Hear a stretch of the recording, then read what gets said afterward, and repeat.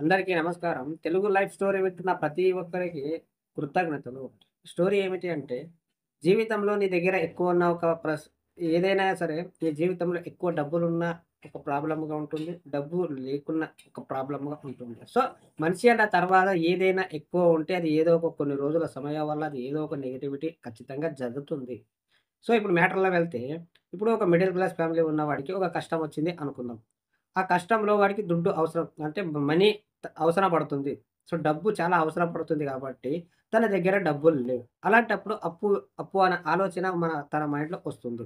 అప్పు చెయ్యాలని. సో, వాళ్ళని అడగక, వీళ్ళని అడగక, వాళ్ళని తెలిసిన వాళ్ళకి అడుగుతూ ఉండగా, సో, ఎవరో ఒకరు బాగా కావాల్సిన వ్యక్తి తనకు ఎంతో కొంచెం ఉన్న సర్కిల్‌లోనే వాళ్ళ ఫ్రెండ్స్ అనుకుందాం. సో, వాళ్ళు ఏదో వాళ్ళ ఫ్రెండ్ కొన్ని కష్టపడి ఎంతో కొంచెం డబ్బు దాచుకొని ఉంటాడు. సో, డబ్బు అడగడం మొదలుపెడతారు. ఇస్తాడేమో అని నమ్మకంతో అడగడానికి పడతారు. అడగడానికి వెళ్తారన్నమాట. అప్పుడు ఫ్రెండ్‌కి అడిగినప్పుడు తన కష్టాలను చెప్పినప్పుడు, సో, తను ఏదో నా ఫ్రెండే కదా! ఇస్తాడులే అని ఒక నమ్మకంతో డబ్బు ఇచ్చిన తర్వాత, ఒక నమ్మకం, ఒక హెల్ప్ కావాలి అని ఏదో ఒక ప్రేమతో కావచ్చు, కనికరంతో కావచ్చు, ఏదో ఒక బంధంతోటి ఇచ్చిన తర్వాత, ఆ డబ్బు రిటర్న్ ఇవ్వకపోతే ఆ బాధ ఎలా ఉంటదా అనేది ఆ ఇచ్చిన వాడికి తెలుసు. ఎందుకంటే వీళ్ళేం చేస్తారు అంటే తీసుకున్న వాళ్ళు కష్టంలో ఆదుకున్నారు కదా! అని వాళ్ళ కృతజ్ఞతలు చెప్పకుండా, నువ్వు కష్టపడిన డబ్బు కష్టపడుతున్నావు, డబ్బులు వస్తున్నాయి. కానీ నువ్వు మందు తాగడానికి, తిరగడానికి ప్రతి దానికి నీకు డబ్బులుంటున్నాయి. కానీ వాళ్ళకి ఇచ్చిన డబ్బులు వాళ్ళకివ్వడానికి డబ్బులు ఉండట్లేదు. సో, సొసైటీలో ఇదే జరుగుతుంది. సో, ఎవరైతే మిమ్మల్ని హెల్ప్ చేస్తారో అది ఇంట్రెస్ట్‌తో సహా మీరు ఇచ్చేయండి. ఎందుకు అంటే నీకు అవసరానికి సహాయపడ్డారు. ఇస్తాంలే, తర్వాత ఇస్తాంలే అనుకుంటే అది అక్కడికి ఆగిపోతది. సో, మీరు కూడంగా డబ్బు ఎవ్వరికైనా ఇవ్వాలా అనుకుంటే, ప్రతి ఒక్కరు నీ దగ్గరికి వస్తారు. ఎందుకంటే, నీ దగ్గర డబ్బులున్నా గాబట్టి, ప్రతి ఒక్కరు నీ దగ్గర సహాయం కోసం అడుగుతూనే ఉంటారు. అడిగడానికి ఏ సొమ్మేముంది వాళ్ళని. సో, అలా ప్రతి ఒక్కరు వాళ్ళ కష్టంతోటి గాని, ప్రతి ఒక్కరు మీ ఉన్న సర్కిల్ పల్లెటూరులో గాని, ఏదో సిటీలల్లో గావచ్చు. నీకు తెలిసిన వ్యక్తి ఉన్నావనుకో, నీ దగ్గర డబ్బులున్నాయి. నువ్వు కష్టపడిన డబ్బులు సంపాదించిన తర్వాత, ఒక రీచొచ్చిన తర్వాత, నలుగురికి ఓ డబ్బున్నవాడని తెలిసిన తర్వాత, అప్పుడు నీకందరూ అడగడానికి వెళ్తారు. చిన్న చిన్న మ్యాటర్‌లు గావచ్చు, చిన్న చిన్న ఏదైనా కష్టమొచ్చినప్పుడు సహాయం చేస్తాడో ఒక నమ్మకంతో నీ దగ్గరకొచ్చినప్పుడు, ఏదైనా సరే సహాయం చేసేది కూడా ఒక లెక్క ఉంటది. సో, నువ్వు ఆలోచించి సహాయం చెయ్యాలి. ఎందుకు అంటే నువ్వు సహాయం చేస్తున్న డబ్బులు రాకపోయినా సరే దాన్ని విడిచిపెట్టే మైండ్‌సెట్ నీ దగ్గర ఉంటేనే ఆ డబ్బులివ్వాలి.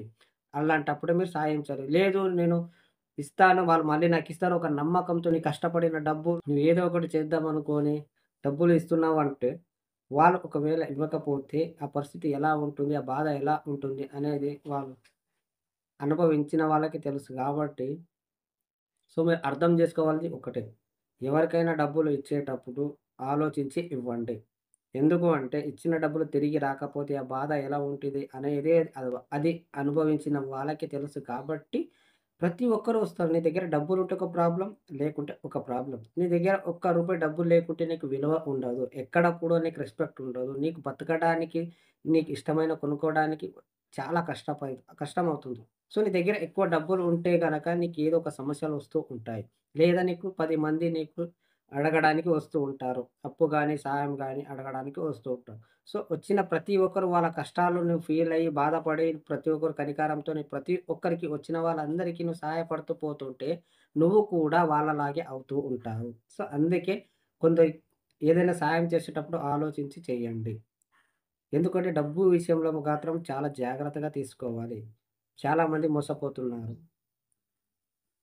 ఎందుకు అంటే కనికారం అవుతది. ప్రతి ఒక్క కష్టం చూసి నువ్వు కన్నీరు కారుస్తూ ఉంటే నువ్వు గూడంగా వాళ్ళలాగే అవుతావు. సో, కొన్ని సార్లు నువ్వు డబ్బు ఇచ్చే టైంల లేదా నువ్వు సహాయం చేసే టైంలో ఫస్ట్ నువ్వు థింక్ చేసి ఇవ్వాలి. ఈ డబ్బు నాకు రాకపోయినా నాకేం బాధ కాదు అనే విధంగా నువ్వు ఉండాలి. సో, వాళ్ళనేదో నువ్వు ఇంట్రెస్ట్ కోసం ఇచ్చినా, ఏదేమైనా సరే ఇచ్చినా రాకపోతే మాత్రం ఆ బాధ వేరేగుంటది. నువ్వు కష్టపడిన డబ్బులు నీ డబ్బులు నువ్వు అడగడానికి పోయినా కూడా నీకు విలువ అనేది ఉండదు. సో, నువ్వు ఇవ్వకపోయినా నిన్ను బ్యాడ్ చేస్తారు. ఇచ్చినా నువ్వు బ్యాడ్ చేస్తారు.